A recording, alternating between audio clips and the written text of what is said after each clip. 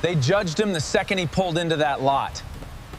What they didn't know would leave every single one of them speechless. She humiliated him in front of everyone. She called his car trash. You drive that rust bucket? What a joke! She had no idea who she was really talking to. Are we poor, Dad? No, Lily. See this daisy? This car is special, and so are we. Nobody in that room expected what happened next. The man they mocked was the reason half of them still had a school to walk into. Mr. Carter, would you stand? He never wanted credit. He never wanted applause. But tonight, the whole town finally understood exactly who he really was. Thank you.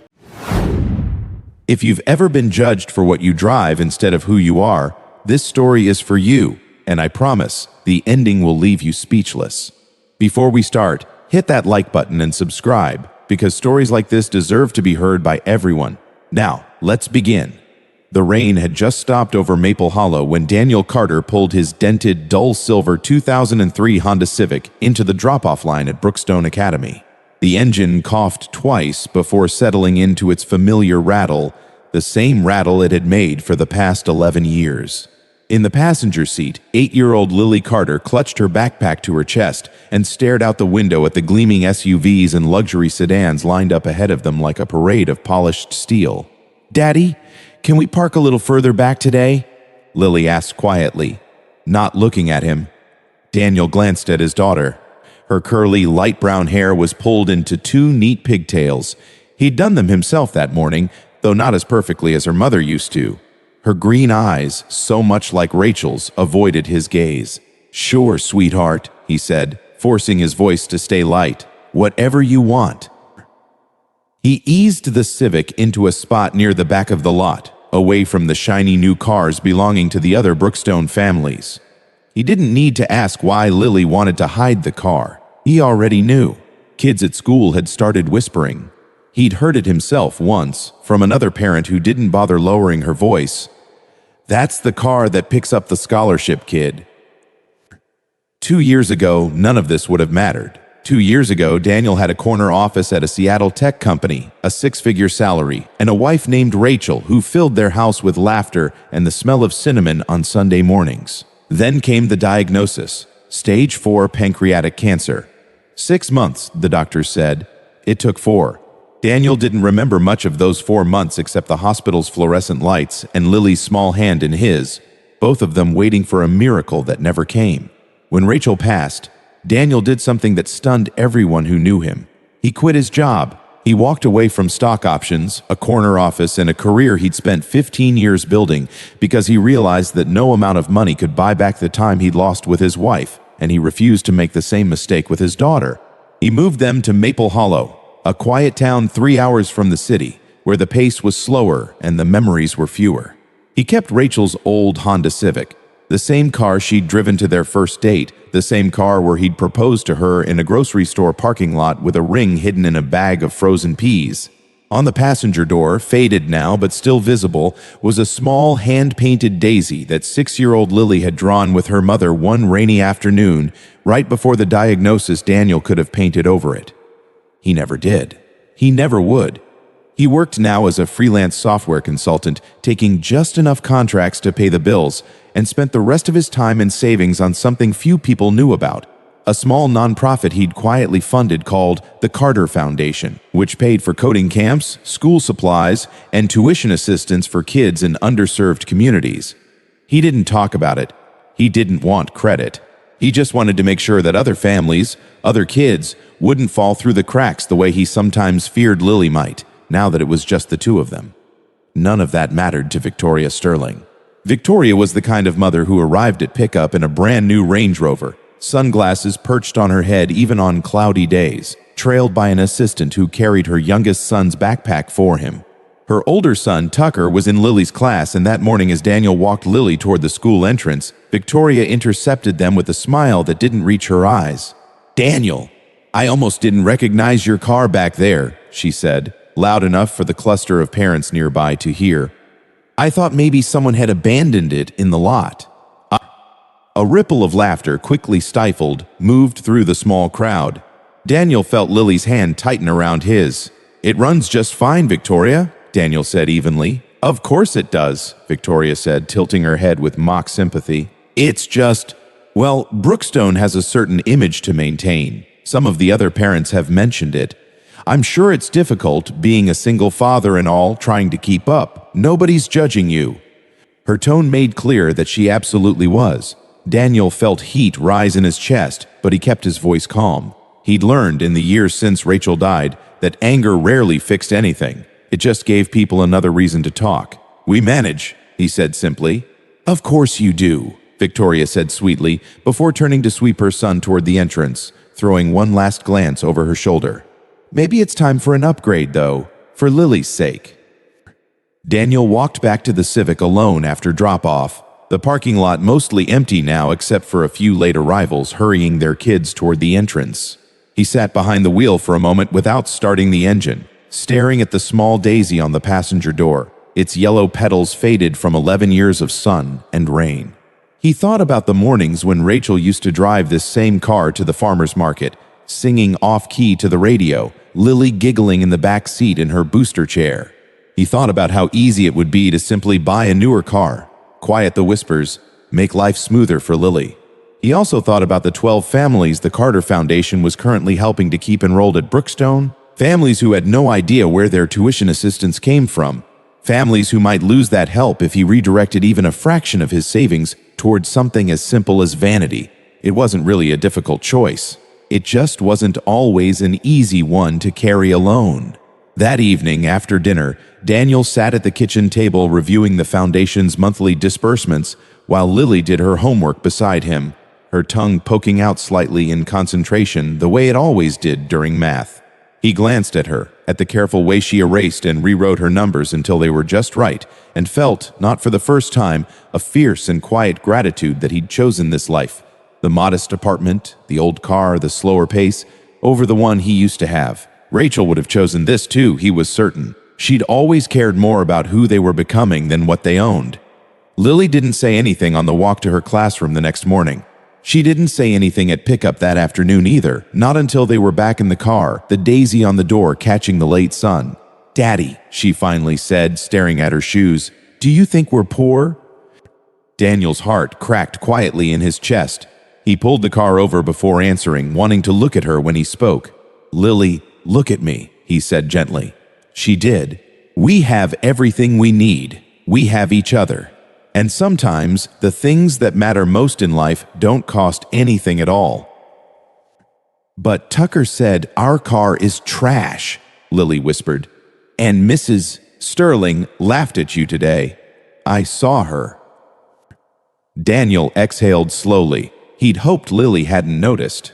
Kids always noticed more than adults gave them credit for. "Sweetheart, some people think the most important thing about a person is what they drive, or what they wear, or how big their house is. But that's not what makes someone valuable. Do you remember why I still drive this car?" Lily nodded slowly. "Because Mommy drove it, and I drew the flower." "That's right," Daniel said, his throat tight. "This car has more memories in it than any new car could ever have. Your mom drove it. I asked her to marry me while sitting in a grocery store parking lot in this car. And you and Mommy painted that daisy together, right there on the door, the last really good day before she got sick.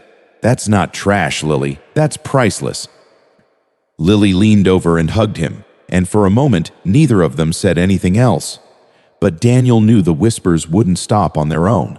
And 2 weeks later, Brookstone Academy announced its annual Founders Gala, a formal evening event to celebrate the school's benefactors and raise money for the following year's scholarship fund. Every family was expected to attend, dressed in their finest, mingling beneath crystal chandeliers in the school's grand hall, while the headmaster thanked donors for their generosity. Daniel almost didn't go. He hated events like this. The small talk, the performative kindness, the unspoken hierarchy of who mattered and who didn't. But Lily wanted to go, wide-eyed at the thought of a fancy party. And Daniel wasn't about to let Victoria Sterling's judgment keep his daughter from something she was excited about. He rented a simple but well-fitted suit for the evening, and Lily wore a soft yellow dress that reminded him painfully, beautifully, of her mother. As he zipped up the back of her dress, Lily turned around and studied him for a long moment. "You look handsome, Daddy," she said seriously, the way only an 8-year-old could deliver a compliment. like it was a scientific fact rather than a kindness. Daniel laughed, some of the tension of the day easing out of his shoulders, and told her she looked exactly like her mother, which made her beam. They drove to the school in the Civic, the daisy still bright on the door under the parking lot lights, and walked in together, hand in hand. Daniel noticed the way Lily's steps slowed slightly as they approached the grand entrance, the way her grip on his hand tightened when she spotted Tucker Sterling and his friends clustered near the doors in matching tiny suits. He gave her hand a gentle squeeze.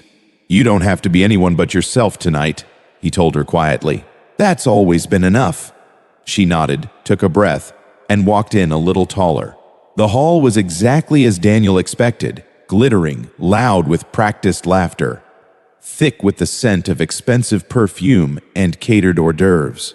Victoria spotted them almost immediately, and Daniel caught the flicker of a smirk before she turned back to her circle of friends. The evening moved through its usual rhythm, a welcome speech, a slideshow about the school's achievements, polite applause. Then, Headmaster Wallace stepped up to the podium, tapping the microphone gently. "Before we close tonight," Wallace said, "I want to take a moment to talk about something close to my heart and to the heart of this school. 5 years ago, Brookstone Academy nearly lost its scholarship program entirely.